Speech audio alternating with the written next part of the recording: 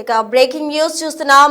వెండి బంగారం ధరలు ఆల్ టైమ్ రికార్డ్ కు చేరుకున్నాయి. గోల్డ్ రేట్ అయితే ఏకంగా 1,50,000 కంటే పైచిలుకు పలుకుతూ ఉంది. ఇప్పుడు తాజాగా కూడా మనం చూస్తూ ఉన్నాం, వెండి రేటు కూడా కిలో 4,10,000కు చేరుకుంది. అంటే ఎంత ట్రెమెండస్ ఇంక్రీజో మనం అర్థం చేసుకోవచ్చు. సామాన్యులకు అందనంత దూరంలో బంగారం వెండి ధరలు ఎగపాకాయని చెప్పుకోవాలి. ఇప్పటికే 11,700 రూపాయల వరకు 10 గ్రాముల గోల్డ్ ధర పెరిగిందని చెప్పుకోవాలి. హైదరాబాద్ మార్కెట్ లో 1,85,000కు చేరిందని చెప్పుకోవచ్చు. 24 క్యారెట్ల బంగారం ధరకు సంబంధించిన రేట్లు ఇప్పుడు మనం చూసాము. అలాగే 1,73,000 దగ్గర ఆర్నమెంట్ గోల్డ్ అయితే ట్రెండ్ అవుతూ ఉంది. కిలో వెండిపై ఏకంగా 25,000 రూపాయలు ఒక్క రోజులోనే పెరిగిపోయిందంటే బంగారం వెండి ధరలు ఎంతలా పెరిగిపోతున్నాయో మనం అర్థం చేసుకోవచ్చు. ఇక రాబోయే రోజుల్లో బడ్జెట్ సమావేశాలు కూడా జరగబోతున్నాయి. బడ్జెట్ సమావేశాల అనంతరం ఇంపోర్ట్ ట్యాక్స్ వేసే అవకాశం ఉంది. దీంతో దిగుమతులకు సంబంధించి ఎక్కువగా ప్రభావం పడనున్న నేపథ్యంలో ఇంకా ఎక్కువగా బంగారం వెండి ధరలు పెరుగుతాయి అనడంలో ఎటువంటి అతిశయోక్తి కూడా లేదు. ఇప్పటికే ఆల్ టైమ్ రికార్డ్ కు బంగారం వెండి ధరలు చేరుకున్నాయి. సామాన్యులు కొనాలంటేనే భయపడుతున్న సిచ్యువేషన్. ఇప్పుడే చాలా మంది పెరుగుతున్న ధరల దృష్ట్యా చాలా మంది ఇన్వెస్ట్మెంట్ రూపంలో ఇన్వెస్ట్ చేసే వాళ్ళు కూడా బంగారం వెండి కొని ఆల్రెడీ సేవ్ చేసుకుంటూ ఉన్నారు ఇన్వెస్ట్మెంట్ రూపంలో. అయినప్పటికీ కూడా అవి కొనాలంటే మున్ముందు బంగారం ఇంకా పెరిగే అవకాశం ఉంది అంటున్నారు. ఎంతవరకు చేరుతుంది, ఎక్కడ ఇది ఆగిపోతుంది అన్న వివరాలు కూడా ఇప్పటి వరకు క్లారిటీ లేని పరిస్థితి. అయితే ఈ ఘటన అంతా చూస్తూ ఉన్నారు. కిలో వెండిపై ఏకంగా 25,000 పెరిగింది. అసలు చాలా మంది కూడా వెండి పట్టాలు కావచ్చు, ఇతరత్ర సామాగ్రి, ఇంట్లో పూజ సామాగ్రి కావచ్చు, లేకపోతే ఇతర రూపాల్లో వెండి కొనుగోలు చేస్తూ ఉంటారు. ఇప్పుడు వాళ్ళు కొనుగోలు చేసిన వస్తువులే ఎంత ధర పలుకుతుందో కూడా అర్థం చేసుకోవచ్చు. అయితే మొత్తంగా కూడా వెండి బంగారం ధరలు పెరుగుతున్న నేపథ్యంలో అటు మనం చూస్తూ ఉన్నాం, బడ్జెట్ సమావేశాల్లో ఇంపోర్ట్ ట్యాక్స్ కూడా వేస్తారు కాబట్టి ఇంకా పెరిగే అవకాశం ఉంది. కాబట్టి సామాన్యులు కొనలేని పరిస్థితి. ఉన్న వాళ్ళైతే ప్రెసెంట్ ఉన్నంతలోనే ఇన్వెస్ట్మెంట్ రూపంలో వాటిని ఎంత ఉంటే అంత కొనుగోలు చేద్దామన్న విధంగా కూడా అటు గోల్డ్ షాపుల వద్ద కొంతమంది అయితే బార్లు తీరుతున్న పరిస్థితి ఉదయం మనం గమనించడం జరిగింది. అయితే ప్రెసెంట్ తాజాగా 25,000 రూపాయలు ఒక్క రోజులోనే, అంటే ఎంత రికార్డ్ అన్నది మనం అర్థం చేసుకోవచ్చు. అయితే మొత్తంగా మనం చూస్తూ ఉన్నాం, బంగారం వెండి ధరలు పైకి ఎగపాకుతున్నాయి. దీనికి సంబంధించి బిగ్ టీవీతో మాట్లాడేందుకు ఎక్స్పర్ట్ ప్రభు ఉన్నారు. ప్రభు గారిని అడిగి మరిన్ని వివరాలు తెలుసుకుందాం. ఎందుకంటే రోజు రోజుకి బంగారం వెండి ధరలు పెరిగిపోతున్నాయి. వీటన్నిటికీ ఒక ఎండ్ పడుతుందా, ఎక్కడి వరకు వచ్చి గోల్డ్ స్టేబుల్ అవుతుంది అన్న వివరాలు తెలుసుకుందాం. ఎస్ ప్రభు గారు చెప్పండి, నమస్తే. ఇప్పుడు ప్రెసెంట్ మనం చూస్తూ ఉన్నాం, బంగారం వెండి ధరలు ట్రెమెండస్ ఇంక్రీజ్, గ్రాడ్యువల్ గా ఇంక్రీజ్ అయింది కాదు, ట్రెమెండస్ గా కూడా పెరుగుతూ ఉన్నాయి. ఎక్కడ స్టేబుల్ అయ్యే అవకాశం ఉంది, ఎంతవరకు వెళ్తాయి? టరీఫ్ సీట్ లో ఉన్నంత కాలం అవి పెరుగుతూనే ఉంటాయి. All roads will leads to metals. అన్ని మెటల్స్, ఓన్లీ సిల్వర్ అనే కాదు, గోల్డ్ అనే కాదు, ఆల్ కాపర్ గానీ, జింక్ గానీ, అల్యూమినియం గానీ, all metals are zooming like anything because of Trump. ఎందుకంటే ఇప్పుడు ఇరాన్ మీద మళ్ళీ ప్రెషరైజ్, ఎందుకంటే వాళ్ళు రెడీగా ఉన్నారు. సో జస్ట్ ఒక ఇండికేషన్ అన్నట్టు, ఒక బటన్ అంతే చేస్తే వాళ్ళని అటాక్ చేయొచ్చు అన్న ఉద్దేశంతో అంటే సిచ్యువేషన్ ఈజ్ టెన్స్ కాబట్టి ఈక్విటీ కొంచెం ఇబ్బంది పడుతుంది. సో దాని అనుగుణంగా మెటల్స్ పెరుగుతున్నాయి విపరీతంగా. డైలీ మీరు అన్నట్టు డైలీ పెరుగుతుంది. 25,000, 20,000, 15,000 అట్లా. ఇవాళ చూసినా ఎక్స్చేంజ్ లో చూస్తే మీరు చెప్పిందేమో, బయట ఎక్స్చేంజ్ లో చూస్తేనేమో 10,000 గోల్డ్ పెరిగింది. 1,76,743 ఉంది ఇప్పుడు. అదే సిల్వర్ అయితే 4,08,860. అంటే అనుకున్న టార్గెట్ లాస్ట్ టైం చేసినప్పుడు, మన ఛానల్ చేసినప్పుడు 4 lakhs టార్గెట్ అనుకున్నాం.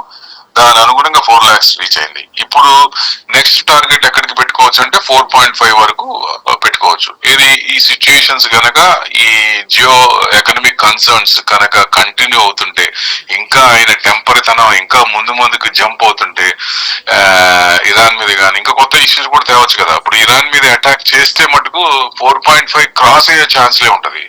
ఇమీడియట్ గా 1 day 25 అంటే ఎట్లా పెరగాల, మరి విపరీతంగా పెరుగుతున్నాయి. సో కన్సిస్టెంట్ గా అంటే ఎక్కువ మంది కూడా ఇంత పెరుగుతుందని ఎవరు ఎక్స్పెక్ట్ చేయాల. కొంతమంది కూడా ఇంకా తగ్గితే కొందాం అని ఆగారు, కానీ అసలు ఎక్కడ కొందామో కూడా తెలియదు. సో అట్లా పెరుగుతున్నాయి విపరీతంగా. అవుట్ స్టాండింగ్ అనమాట. అసలు మా ఊళ్ళో అంటే కొనడానికి భయపడతారు. ఇంకా ధైర్యం చేసి చేసి ఎవరన్నా కొన్న వాళ్ళకి వచ్చినాయి కానీ మామూలుగా ఈ ర్యాలీని ఎక్కువ మంది పార్టిసిపేట్ చేయలేదు ఒక రకంగా. సో యాక్చువల్ గా అనుకుంటూనే ఉన్నాం పెరుగుతుంది అనుకుంటూనే ఉన్నాం కానీ ఇంత పెరుగుతుందని ఎక్స్పెక్ట్ చేయలేదు. కాపర్, ఎందుకంటే ఫ్యూచర్ లో సిల్వర్ కంటే కాపర్ ఇక్కడి నుంచి నెక్స్ట్ 5 years లో పెట్టుకుంటే సిల్వర్ కంటే ఎక్కువ రిటర్న్స్ వచ్చే అవకాశాలు ఉన్నాయి. ఈ సంవత్సరం సిల్వర్ జనవరి నుంచి, సంవత్సరం అంటే క్యాలెండర్ ఇయర్ తీసుకోవచ్చు, జనవరి నుంచి ఇప్పుడు దాకా తీసుకుంటే 60% పెరిగింది. గోల్డ్ 24% పెరిగింది. ఒక రకంగా గోల్డ్ లో ఇప్పుడు కొంత ఇన్వెస్ట్మెంట్ కూడా కొంచెం లాంగ్ టర్మ్ పెట్టుకోవచ్చు, అంటే సేఫ్ హెవెన్ లాగా. అది విపరీతంగా పెరిగింది కాబట్టి ఎక్కడన్నా కొంచెం ఏదన్నా తేడా వస్తే, మార్కెట్ స్ట్రాటజీలో ఈ ఎకనామిక్ కన్సర్న్స్ లో ఏదన్నా తేడా వస్తే కొంచెం యూటర్న్ తీసుకుంటే అప్పుడు ఈక్విటీ పెరిగే ఛాన్స్ ఉంటుంది. గోల్డ్ కానీ సిల్వర్ కానీ కొంచెం పడే ఛాన్స్ ఉంటుంది. సిల్వర్ ఎక్కువ పడే అవకాశాలు ఉంటాయి. కానీ ఈ రకంగా పడుతుందని చెప్పడమే కానీ ఎక్కడ పట్టడం లేదండి, రోజు పెరుగుతూనే ఉంది ప్రతిరోజు కూడా.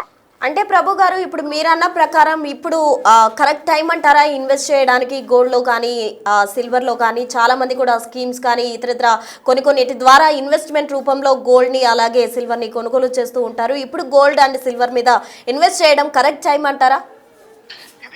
ఫండమెంటల్స్, టెక్నికల్స్ దాన్ని చూసి ప్రకారంగా మామూలు ఇన్వెస్ట్మెంట్ చేసుకోవడానికి కాదు కాబట్టి ఇది డిసిజన్ మేకింగ్. ఆయన డిసిజన్ బట్టి ఉంటుంది కాబట్టి ఎప్పుడైనా ఆయన వెనకడిగేస్తే అప్పుడు కొంచెం ఈక్విటీ పెరుగుతుంది, మెటల్స్ కొంచెం తగ్గే ఛాన్స్ ఉంటుంది. ప్రస్తుతానికి వెనకడిగేసే ప్రసక్తే లేదు, తగ్గేదేలే అంటూ ఆయన ముందుకెళ్తూనే ఉన్నాడు.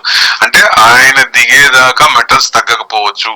ఇది ఎందుకు అంటున్నాను ఆ మాట అంటే, నవంబర్ మిడ్ ఆఫ్ ఎలక్షన్స్ ఉన్నాయి యుఎస్ లో. సో వాళ్ళు కూడా పార్టీలో కూడా ఎగెనిస్ట్ వస్తుంది, బాగా రివోల్ట్నెస్ వస్తుంది. బట్ వాళ్ళు they are waiting for the mid of elections November కి. అంటే నవంబర్ దాకా ఆయన కనుక ఏం చేంజెస్ లేకపోతే డెఫినెట్ గా కన్సిస్టెంట్ గా పెరుగుతూనే ఉంటాయి మెటల్స్. ఎక్కడ కొంచెం తగ్గేది, ప్రాఫిట్ బుకింగ్ కూడా కనపడట్లే ఎక్కడ. కొన్నాళ్ళు కూడా అమ్ముకుందామని కొన్నది అట్లా ఉంచుకుంటూనే ఉన్నారు, ఎందుకంటే సిచ్యుయేషన్ తెలుసు కాబట్టి.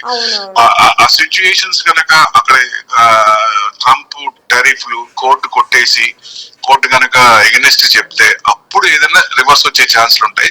ఇప్పుడు మరి కోర్టు డిసిజన్ కూడా రావాలి, అది కూడా పెండింగ్. 2 times పోస్ట్ పోన్ చేశారు. మరి అది ఎప్పుడు చెప్తారు? Any time it may come అంటున్నారు కానీ ఈ ప్రస్తుతానికి ఎక్కడ దగ్గరలో ఆమడ దూరంలో వచ్చేది ఏం కనపడలే ఆ డిసిషన్ వచ్చినప్పుడు అప్పుడు కొంచెం తగ్గే ఛాన్స్ ఉంటుంది.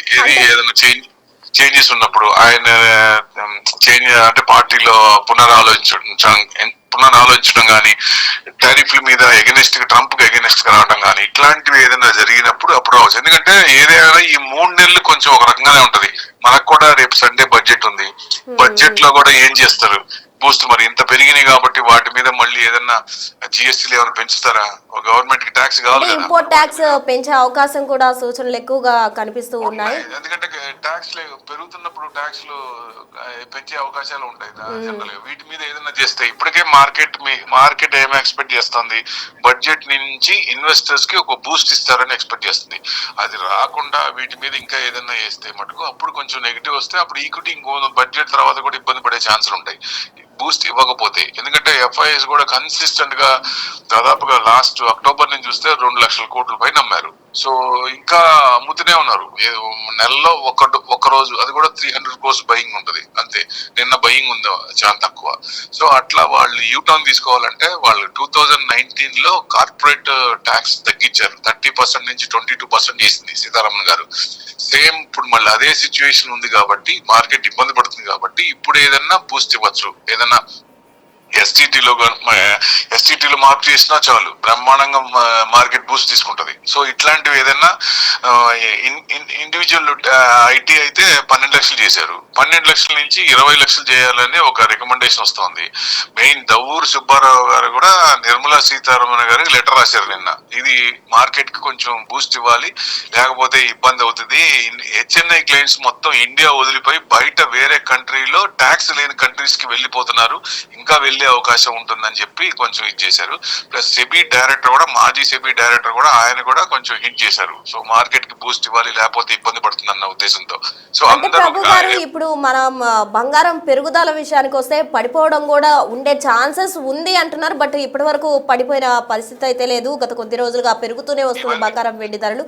ఒకవేళ ఇన్ కేస్ బంగారం ధరలు వెండి ధరలు పడిపోయినట్లయితే ఎంతవరకు పడిపోవచ్చు? మనం గతం నుంచి చూస్తూ ఉన్నాం, ఎక్కువగా కూడా పెరిగితే వేలలో పెరుగుతుంది, తగ్గితే 100-200 లేకపోతే చాలా తక్కువగా పడిపోతూ ఉంటుంది. ట్రెమండస్ డిక్రీజ్ అనేది ఉంటుందంటారా? ట్రెమండస్ ఫాల్ అనేది ఏదైనా ఉన్నప్పుడు 10-20% జనరల్ గా ఒక ఈక్విటీ కానీ మెటల్స్ కానీ విపరీతంగా పెరిగినప్పుడు ఒక 10-20% రావటం, రీట్రేస్మెంట్, ప్రాఫిట్ బుకింగ్ రావటం అనేది సర్వసాధారణం.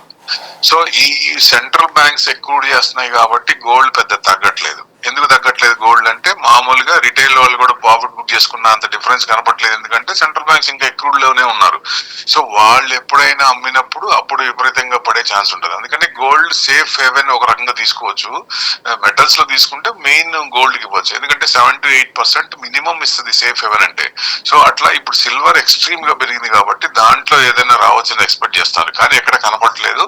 ఇవి ఈ అన్సర్టనిటీస్ ఉన్నంత కాలం అవి కొంచెం ముందడిగే ఉంటుంది. సో ఎప్పుడైనా తిరిగినప్పుడే అప్పుడు కొంచెం తగ్గే ఛాన్స్ ఉంటుంది. 10-20% అంటే సిల్వర్ లో చెప్పలేము 10% పడుతుంది, 20% పడుతుంది అని చెప్పలేము. పడితే ఒక్కోసారి 40% కూడా పడచ్చు. పడి మళ్ళీ లేస్తుంది సిల్వర్, మళ్ళీ మూమెంట్. ఎందుకంటే గ్రీన్ ఎనర్జీ రాలేదు, ఇంకా గ్రీన్ ఎనర్జీ ఫుల్ లెంత్ గా మనం వాడుకలోకి రాలేదు. గ్రీన్ ఎనర్జీ తర్వాత రెన్యూబుల్ ఎనర్జీ ఇవన్నీ వచ్చినప్పుడు వాటికి సిల్వర్ చాలా అవసరం. సో అప్పుడు 5 years అబోవ్ తర్వాత గ్రీన్ స్టాక్స్ అన్ని పెరుగుతాయి కాబట్టి గ్రీన్ ఎనర్జీ యూసేజ్ ఎక్కువ అవుతుంది, అప్పుడు సిల్వర్ యూసేజ్ ఎక్కువ అవుతుంది. అంటే లాంగ్ టర్మ్ మళ్ళీ మూవ్మెంట్ వస్తుంది, బట్ షార్ట్ టర్మ్ లో ఎక్కడో చోట కొంచెం రీట్రేస్మెంట్ వస్తుంది అనే ఎక్స్పెక్టేషన్ ఉంది. అది ఎక్కడ అనేది మరి ఆ ట్రంప్ డిసిషన్ బట్టి, కోర్టు డిసిషన్ బట్టి ఉంటుంది. సో వాళ్ళ అంటే ధైర్యం చేసి కొనే వాళ్ళు కొంటున్నారు, కొంచెం కన్సీ పెరుగుతుంది కాబట్టి. ఇప్పుడు ఇరాన్ మీద నిజంగా రేపు అటాక్ చేశారనుకోండి, మళ్ళీ టకటక 4.5 అంటే 5 lakhs వరకు వెళ్లే ఛాన్స్ కూడా ఉంటుంది. గోల్డ్ దాదాపుగా 2 lakhs రాదనుకుంటే ఇప్పుడు 2 lakhs దగ్గరలో వచ్చేస్తుంది. 2 lakhs కూడా రావచ్చు. ఇష్యూలు ఏదైనా కొత్త ఇష్యూలు కానీ, ఇరాన్ ఇష్యూ కానీ ఫేరప్ అయితే మటుకు. సో ఆ ఇష్యూలన్నీ సబ్సైడ్ అవ్వాలి. సబ్సైడ్ అయినప్పుడు అప్పుడు యూటర్న్ తీసుకునే అవకాశం ఉంటుంది మెటల్స్, ఈక్విటీ పెరిగే ఛాన్స్ ఉంటుంది. ప్రస్తుతానికి ఈ 3 నెలలు కొంచెం అప్ ట్రెండే కనపడుతున్నాయి. ఏది బడ్జెట్ అయిపోయినాక మార్చ్, ఏప్రిల్ నుంచి కానీ బడ్జెట్ లో బూస్ట్ ఇస్తే అప్పుడు ఏప్రిల్ నుంచి మార్కెట్ పెరుగుతుంది అనుకుంటున్నాం. ఒకవేళ పెరగకపోతే మటుకు ఇంకా కన్సిస్టెంట్ గా సిల్వర్ ఇంకా పెరుగుతూనే ఉంటుంది. సిల్వర్ ఈ రెండుతో పాటు కాపర్ కూడా ఉంది. సో అందుకే అంటే నేను మెటల్స్ లో డైవర్సిఫైడ్ చేసి పెట్టుకోండి. ఓన్లీ సిల్వర్ ఇంత పెరిగింది కాబట్టి మొత్తం క్యాపిటల్ దాంట్లో పెట్టకుండా silver, copper, metal, zinc, national aluminium, NALCO ఇట్లాంటి స్క్రిప్ట్స్ లో వాటిల్లో పెట్టుకుంటే నెక్స్ట్ డిమాండ్ ఉంది కాబట్టి ఇంకా కొంచెం రీట్రేస్మెంట్ అయినా మళ్ళీ పెరిగే అవకాశాలు ఉన్నాయి. ఓకే ఓకే ప్రభు గారు, థ్యాంక్ యూ ప్రభు గారు. సో గోల్డ్ ఎక్స్పర్ట్ చెప్పిన సమాచారం మేరకు కనుక గమనించినట్లయితే బడ్జెట్ సమావేశం అనంతరం దీనికి సంబంధించి కన్సిస్టెన్సీ ఉంటుందా, లేకపోతే ఏ విధంగా ఉండబోతుంది, ఒక దగ్గర స్థిరపడుతుందా బంగారం ధర, వెండి ధర, లేకపోతే తిరిగి పడిపోయే అవకాశం ఉందా? అటు ఇరాన్ నుంచి యుద్ధం అంటున్నారు కాబట్టి వాటి పరిణామాల అనంతరం కూడా దీనికి సంబంధించి ఒక క్లారిటీ వచ్చే అవకాశం ఉంది. అయితే తాజాగా మాత్రం మనం ప్రెసెంట్ సిచ్యువేషన్ గమనించినట్లయితే బంగారం, వెండి ధరలు అయితే ఆకాశాన్ని తాకుతూ ఉన్నాయి. సామాన్యుడికి అందనంత దూరంలో బంగారం, వెండి పరుగులు పెడుతున్న క్రమంలో సామాన్యుడు బంగారం కొనగలడా లేదా అన్నది ఒక ప్రశ్నార్థకంగానే మిగిలిపోయింది. మరి బంగారం, వెండి ధరలు ఎక్కడ స్థిరపడతాయి, ఇంకా ఎగబాగే అవకాశం ఉందా, ఎక్కడ ఇవి ఒక ఎండ్ కార్డ్ పడుతుంది, యుద్ధం తర్వాత పడుతుందా, లేకపోతే బడ్జెట్ సమావేశాల అనంతరం ఒక క్లారిటీ వస్తుందా అన్నది వేచి చూడాలి.